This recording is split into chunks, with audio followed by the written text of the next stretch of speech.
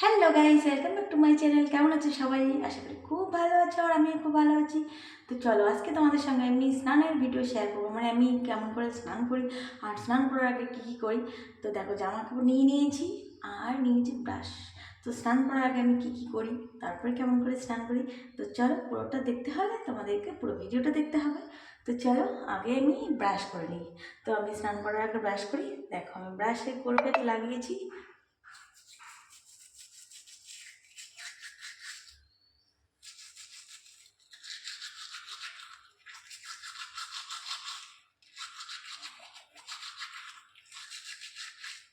আর আমার দাঁতগুলো কেমন সেটাও কিন্তু কমেন্ট করে জানিও।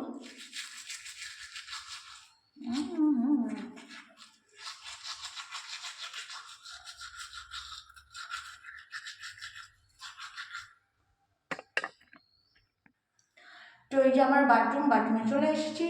তো এখন জামাটা নিয়ে এসেছি, জামাটা এখানে রেখে দিলাম। তো ওটা পরতে হবে। তো আমার ব্রাশ করা হয়ে গেছে, এখন মুখটা ধুয়ে নেবো। তো চলো সময় দেখতে থাকো।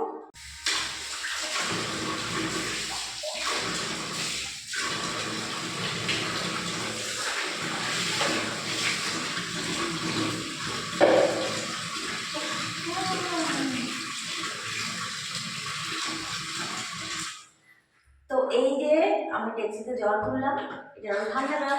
আর এখন যেহেতু ঠান্ডা দিন, ঠান্ডা জল দিয়ে স্নান করা যাবে না, তার জন্য আমি এখানে গরম জল করে নিয়ে এসেছি।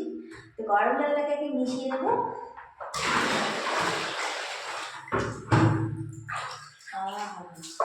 সেই আরাম। তো ঠান্ডা জল দিয়ে স্নান করলে মরে যাবো, তো ওই জন্য গরম জলটা নিয়ে আসি। আর নিয়ে আসি একটু ঠান্ডা জলের সঙ্গে মিশিয়ে তারপরে স্নান করি।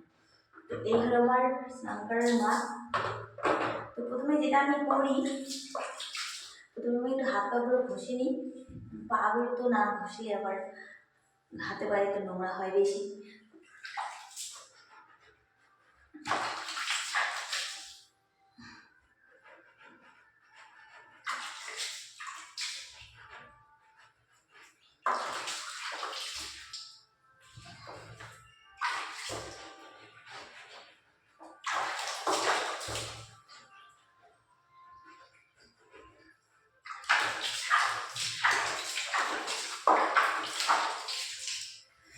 তো এখন আমি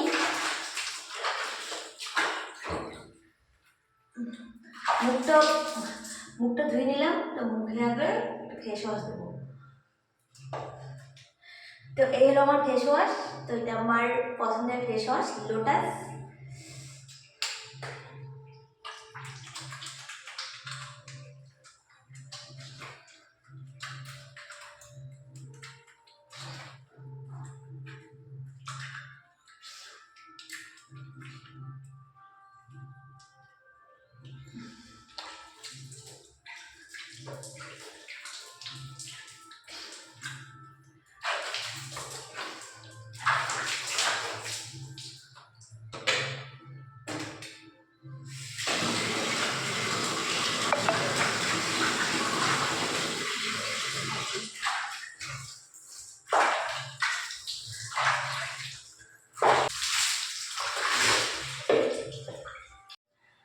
তো গাইস, আমি একদম ফ্রেশ স্নান করে, মানে স্নান হয়ে গেল আমার, একদম ফ্রেশ হয়ে গেলাম।